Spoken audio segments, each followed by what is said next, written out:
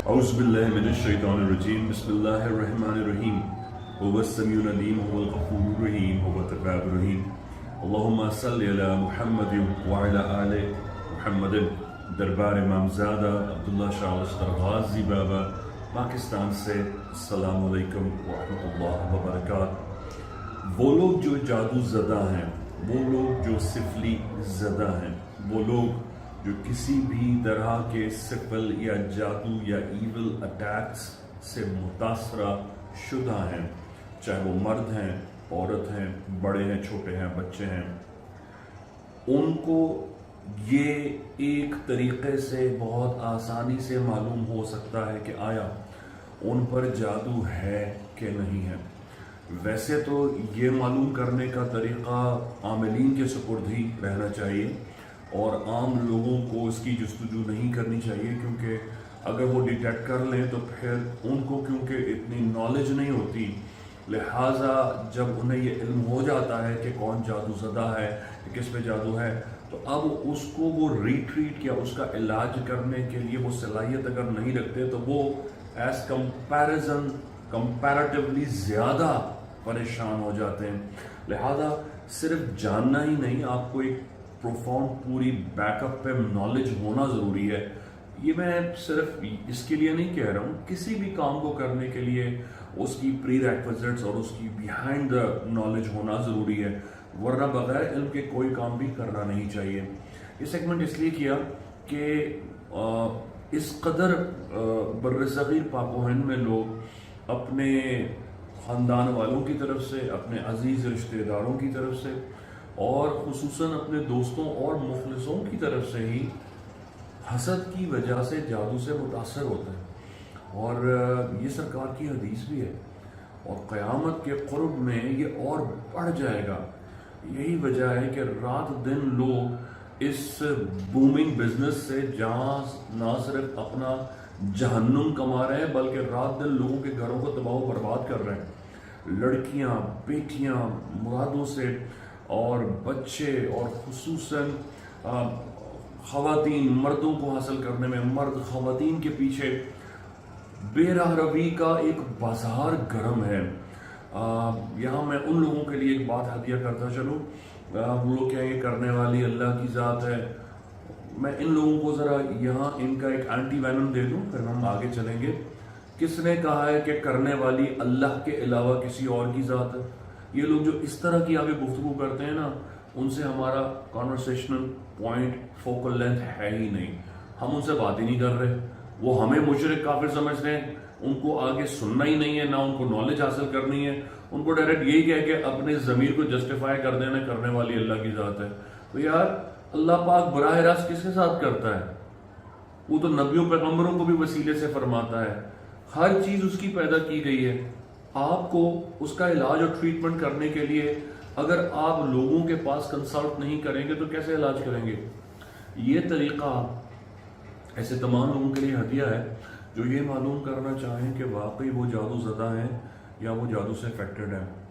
جس پر آپ کو شک ہو کہ اس کو جادو ہے یا چھوٹا ہے بچہ بڑا ہے، زیتون کا تیل اتنا گرم کریں کہ وہ تقریباً 6-7 ٹیبل سپون ہو جائے اولیو آئل، کیونکہ اس کا ذکر قرآن میں ہے، احادیث میں ہے، اور یہ جنت کے میووں میں سے ہے. مٹی کا پیالہ لیں، شوڈ بھی مٹی کا پیالہ، تام چینی سیرامک کوئی اور نہیں ہونا، مٹی ہونا پرنسپل ہے. آپ نے اس تیل کو گرم کر کے اس مٹی کے پیالے میں ڈالنا ہے، اتنا گرم ہو کہ تھوڑے سے جھاگ آ جائیں، اور یہ اس مٹی کے پیالے کے روم ٹیمپریچر پہ خود بخود نارمل ہو جائے گا. جس پر شک ہو کہ اس پہ جادو ہے، اس کو الٹا لٹا کر اس کی کمر پہ مساج کریں اس تیل کا، کہ گردن سے لے کر پیٹھ، ہپ بون اور کولے سے لے کر ٹانگ تک مساج کر دیں. فرنٹ نہیں کرنا ہے، بیک کرنا ہے، چاہے مرد ہو، عورت ہو، لڑکا ہو یا لڑکی ہو، بچہ ہو یا بچی ہو. آپ نے جب یہ کر دینا ہے نا، تو فار ایگزامپل آپ نے رات میں کیا ہے، within 24 hours 24 گھنٹے کے اندر जिसने भी मसाज किया होगा, अगर तो जिसका मसाज किया है, जिस पे आपको शक है कि इस पे जादू है कि नहीं है, उसको जो भी कोई तकलीफ होगी उस वक्त वो एग्जैक्टली उस मसाज करने वाले को हो जाएगी। आप हैरान हो जाएंगे। अब इसकी एक रियल टाइम में रियलिटी की मैं आपको मिसाल दे दूं। फॉर एग्जाम्पल, ये बात मैंने किसी को बताई थी, वो बेचारे बहुत परेशान थे आमिरीन हजरात की वजह से। कह रहे थे हमने इस्तिखारे तो बहुत कराए, इससे चेक कराया है, उससे चेक कराया, फलां से। भाईजान हम अपनी तशफ़ी भी चाहते हैं और हम कोई आमिल नहीं है, तो मैंने उनको ये अमल बता दिया था। मैंने कहा इस तरह करने से आप चेक कर सकते हैं। उनको जिस पे शक था कि इस पे जादू है, उनको जब मैंने अमल बताया तो उनको ये पता था कि इसको जिसको उन पे शक था कि जादू है, उसको कमर की तकलीफ थी, यानी वो कमर के आर्जे में पहले से मुब्तला थे, लेकिन इन साहब को कोई तकलीफ नहीं थी कमर की। अब जैसे ही इन्होंने ये अमल करके चेक किया, 24 घंटे के अंदर एग्जैक्टली उसी नेचर की, उसी मियाद की, उसी इंटेंसिटी की स्पाइनल की तकलीफ, कमर की तकलीफ इनको लाहक हो गई। अब इनकी कॉल आई कि भाईजान मेरे साथ इस तरह हो गया है। मैंने उसकी काट उन्हें बता दी, उसका सदका भी बता दिया, वो नेक्स्ट 24 आवर्स में ठीक हो गए थे। लेकिन डिटेक्शन का प्रोसेस एक है। इसकी एक और एग्जांपल मैं आपको दे दूं। एक इसी तरह एक और साहब थे, उनसे कोई मेरी बात नहीं हुई, ये वाकया मेरा सुना हुआ था बुजुर्गों से, इसलिए मैं आपको हदिया कर रहा हूँ। उनको